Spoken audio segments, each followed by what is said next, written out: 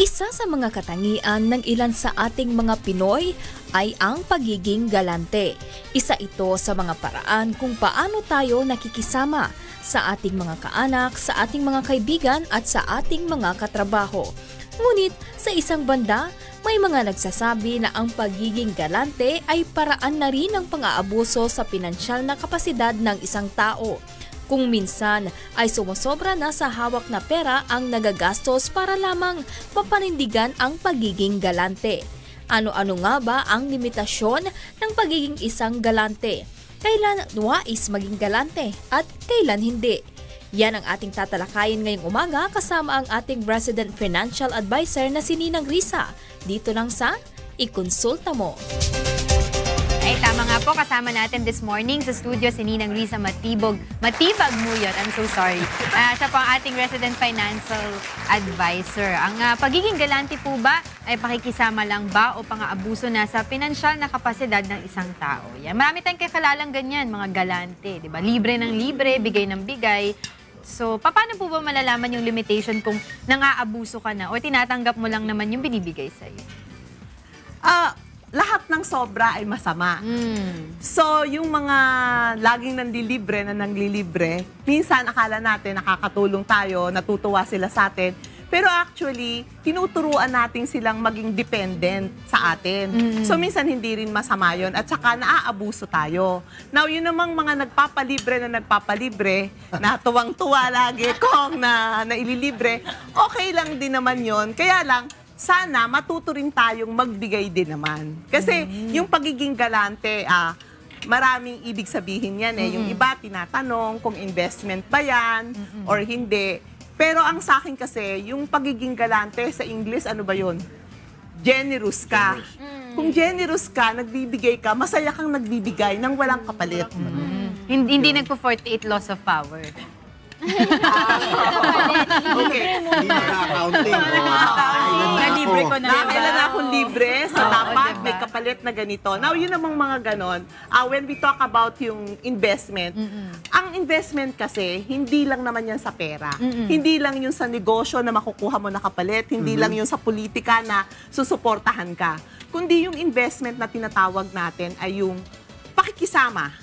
Na hindi tayo naghihintay ng kapalit, pero pagdating ng araw, kung tayo naman yung mga ilangan, maaalala nila. At saka parang masaya rin at maganda yung pakiramdam natin na nakakapagpasaya tayo ng mga tao. Tsaka di ba, Ninang, yung feeling na parang alam mong pinakikisamahan ka because of what you are and who you are, hindi dahil sa anong kaya mong ibigay sa kanila. Kasi I have an experience before nung elementary ako. Meron akong classmate na hindi nila masyado type. So, ginawa nito nung classmate ko, nanlibre siya all the time, every recess, ganyan-ganyan. Pero, yung classmates naman namin, sige, tanggap lang sila ng tanggap. But then again, they still didn't like her.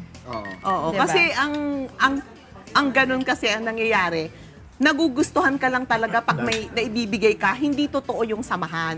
At pag ganun, ay hindi mo rin maaasahan yung tao, yung sa kagipitan mo, at hindi kayo totoo yung pagkakaibigan.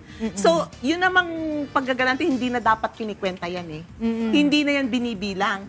If you feel you like making your friend happy, then gagawin mo yan. Ako, for example, It's all about their intention. For example ako, natutuwa ako na minsan turuan yung mga ibang, yung mga, kunyari, hindi pa sila nakakapunta ng hotel. Happy ako kasi ako yung first time na nag-treat sa kanila. For example, nag-introduce sa hotel kasi hindi nila alam yung, ay, Ninang, meron palang ganito, yung tsokolate na parang fountain.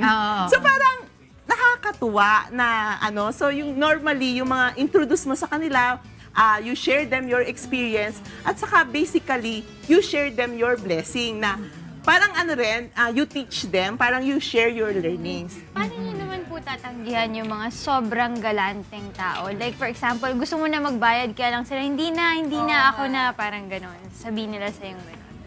Merong mga ganyang tao talaga, no? Siguro, kung talagang ipinipilit, di ba? So, tatanggapin natin.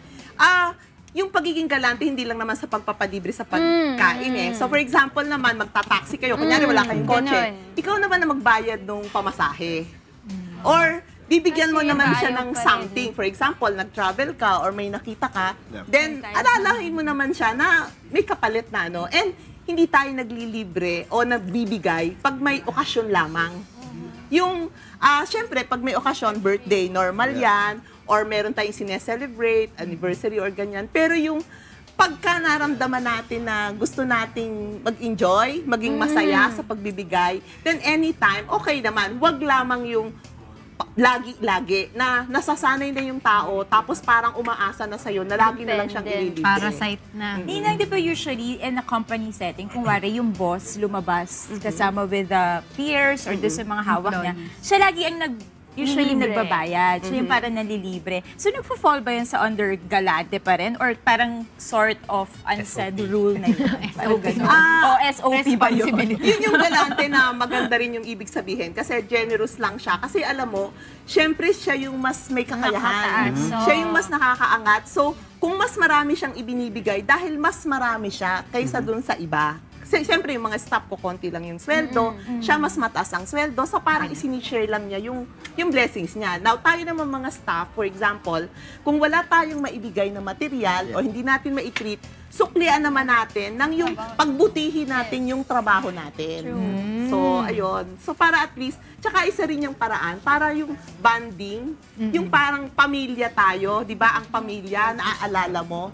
So, normally, for example, yung pagiging galante rin, yung nagbibigay ka ng pasalubong. Kasi, pag nandun ka, naalala mo, teka, wala sila, hindi sila kasama. I-share ko kung ano yung nakita ko dito, kung ano yung meron na nabili ko dito. Parang ganon. So, Ninang, any last words po para po sa mga taong galante? At yung mga nagbabalak maging galante?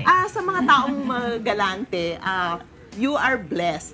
Kasi ibig sabihin nun, marami kayong biyayang tinanggap, kaya marami ring ibinibigay. Kaya lang, dahan-dahan, hinay-hinay, huwag ding sosobrahan na to the point na aabuso kasi tuturuan mo rin naman sa mga ugali, yung maidililibre mo lagi. Doon naman po sa mga laging nagpapalibre, huwag naman lagi. Tingnan din natin na yung kakayahan ng tao at saka matuto rin tayo na magbigay din ng hindi naman sa talaga kapalit, pero yung gratitude. And doon kasi natututunan natin yung generosity, spirit of generosity, at saka doon naman sa mga tumatanggap, yung pagtanggap ng ng buong puso, Yun. at the same time din, matuto rin tayo mag-appreciate. So, gratitude and appreciation, yun ang lesson natin sa pagiging mapagbigay. Yun. So, yung sinasabi nga nila, it's better to give than to receive. But you also have to know it in your heart, yung true intentions of giving. Yung tamang pagbibigay, sa moderation lang. Yes, yan. Maraming salamat po sa inyo. Ninang Risa Matibag Muyot. Siya po ang ating resident financial advisor tuwing Thursday.